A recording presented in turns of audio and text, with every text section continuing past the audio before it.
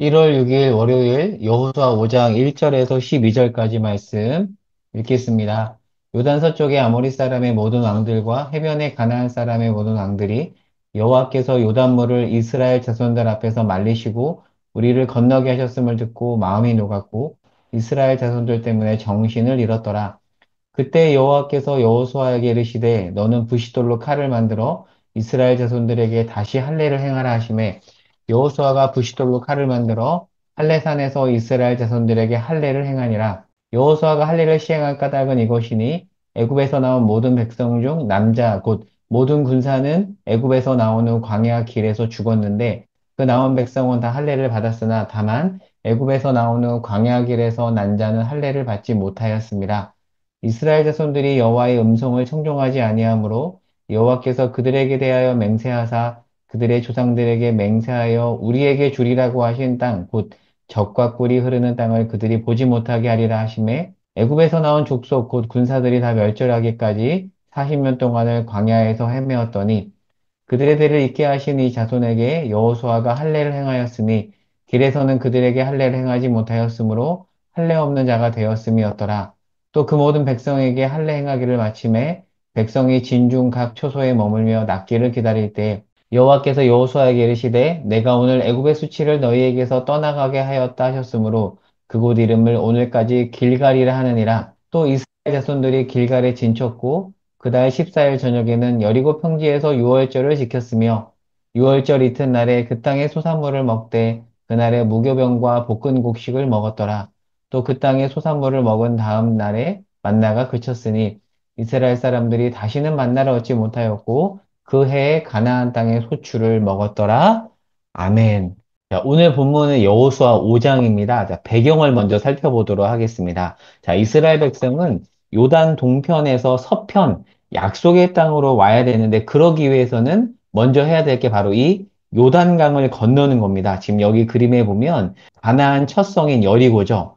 첫 성을 가기 위해서는 요단강을 건너야 됩니다. 자, 그런데 3장 15절을 보겠습니다. 자, 이때 요단강은 어느 시기였냐면 곡식 거두는 시기라고 3장 15절이 명시하고 있습니다. 자, 이때는 물이 넘칠 때였습니다. 왜 넘치냐면 헬몬산에서 눈이 흘러내려서 물이 차고 넘칩니다. 그리고 봄비까지 합쳐져서 평소에는 쉽게 이 요단강을 건널 수 있는데 이때는 너무 물이 차고 넘쳐져서 깊이도 굉장히 깊고요. 유속도 빨라져서 쉽게 건널 수 없는 때였습니다. 자, 그런데 왜 하필 하나님이 이때 건너라고 했을까? 자, 하나님께서 뭔가를 가르치기 위해서 그렇게 하신 것이죠. 자, 그렇게 건너기 어려운 시기에 요단강을 건너야 되는데, 자, 하나님께서 어떻게 편성을 시키냐면, 언약궤를 맨 제사장이 앞장서서 건너라고 합니다. 자, 그래서 오늘 본문 앞에 보면 건넜습니다. 자, 3장 16절을 볼게요. 어떻게 건너죠?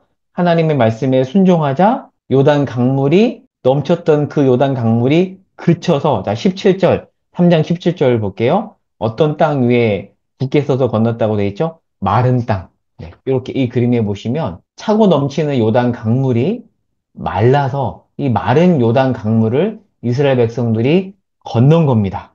놀라운 것이죠. 민수기 26장에 보면 출애굽 2세대 인구조사를 하거든요. 인구조사했더니 장정만 60만 명입니다. 자, 그러면 남녀노소를 다 합친다면은 200만 명 정도 되는 엄청난 그런 인구거든요. 자, 그들이 무사히 다 건너서 길갈에 이릅니다. 자, 제사장까지 다 나오자 4장 15절에서 18절을 보겠습니다. 여호수아 4장 15절에서 18절에 보면 건넌 이후에 물이 다시 원상복귀가 됩니다. 자, 그리고 이제 오늘 본문으로 들어가 보도록 할게요. 이렇게 건넜고요. 이제 마른 땅이 원상복귀가 되었습니다. 5장 1절 읽어볼게요. 요단 서쪽의 아모리 사람의 모든 왕들과 해변의 가나안 사람의 모든 왕들이 여호와께서 요단물을 이스라엘 자손들 앞에서 말리시고 우리를 건너게 하셨음을 듣고 마음이 녹았고 이스라엘 자손들 때문에 정신을 잃었더라.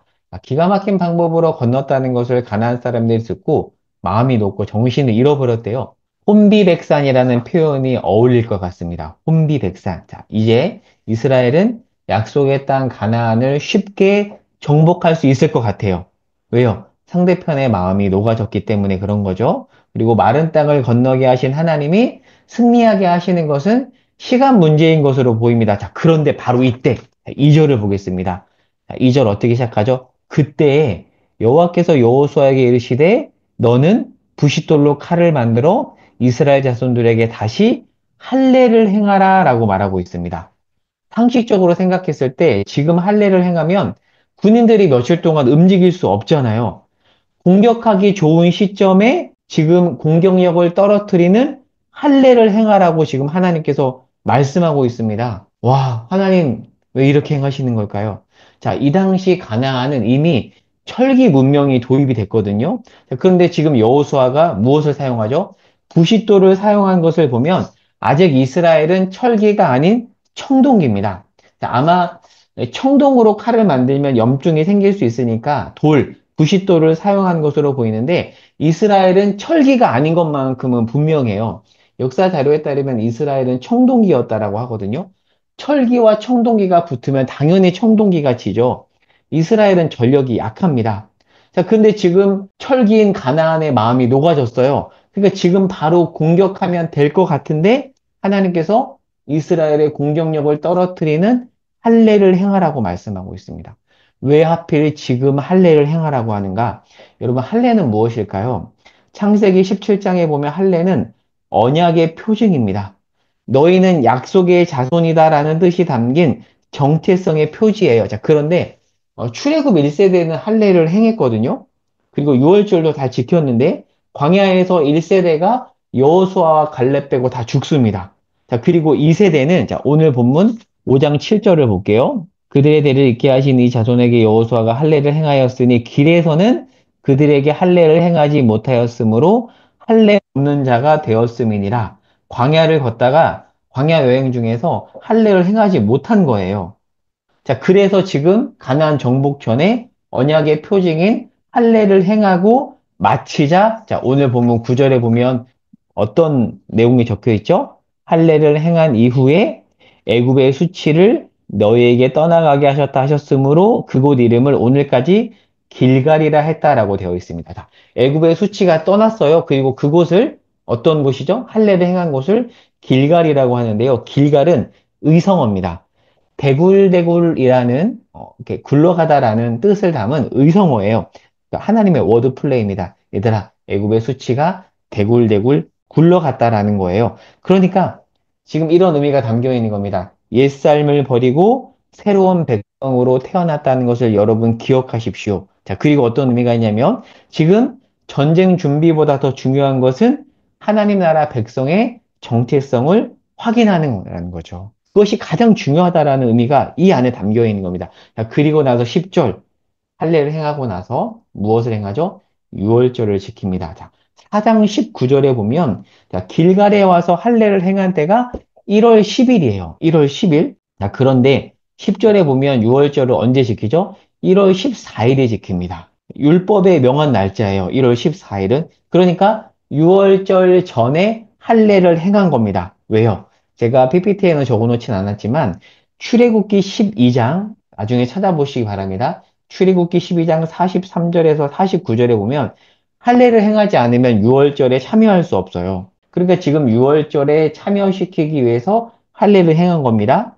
할례와 유월절 준수는 모두 구원받은 백성의 정체성을 알려주는 것입니다.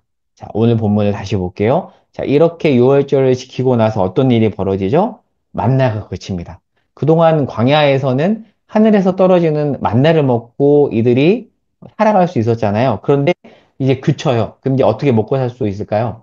가나안에서 나오는 소출을 먹고 살 수 있는 것이죠. 자, 이제 이스라엘은 광야로 갈 필요가 없고 가나안에서 양식을 얻을 것이다. 지금 그 내용을 이스라엘에게 전달해 주는 겁니다. 그래서 하나님은 이제 만나를 끊으시는 겁니다.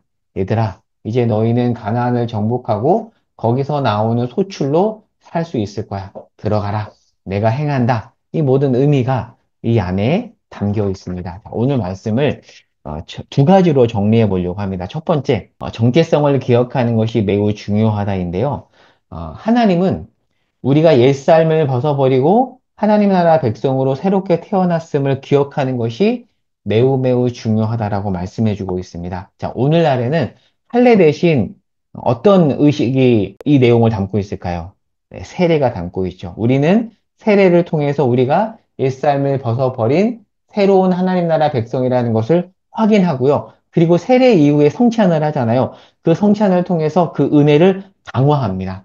자, 오늘 말씀을 통해서 우리가 죄에서 굴복하던 옛 삶에서 예수 그리스도를 통해서 새롭게 태어났음을 다시 확인하고 이 정체성을 기억하며 살아갈 수 있기를 바랍니다. 오늘 이 사실을 다시금 오늘 말씀을 통해서 확인하시기 바랍니다. 자, 그리고 두 번째입니다. 할례를 행하면 위험천만한 상황이 닥칠 수 있는데 할례를 명하시죠. 무엇을 의미할까요? 하나님이 어떤 분인지 기억하는 것이 매우 매우 중요하다라는 거죠. 우리 삶에서 가장 시급한 것은 우리가 믿는 하나님이 어떠한 분이신지를 기억하는 것입니다. 하나님은 어떤 분일까요? 오늘 본문이 알려주죠. 우리의 상황과 처지를 가장 잘 아시고 우리가 생각하지 못한 방식, 그러나 가장 적합한 방식으로 인도하는 분이시다. 오늘 본문이 우리에게 알려주고 있습니다. 그래서 말도 안 되는 상황에서 할례를 행할 수 있는 것입니다. 사랑하는 여러분, 하나님은 우리를 인도하는 분입니다. 그런데 어떻게 인도하시냐면 우리가 생각하지 못한 그러나 가장 적합한 방식으로 인도하는 분이십니다. 우리가 믿는 하나님이 그러한 분이라는 것을 기억하고 믿음으로 또 오늘 하루 담대히 살아낼 수 있기를 바랍니다. 자, 오늘 기도 제목입니다. 첫 번째, 우리가 생각하지 못한 방식으로 일하시는 하나님을 신뢰합니다.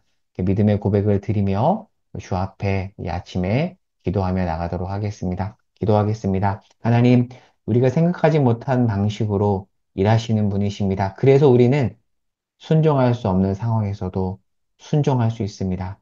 믿음을 가지고 순종하는 오늘 우리의 삶이 되게 하여 주시옵소서. 예수님의 이름으로 기도합니다. 아멘.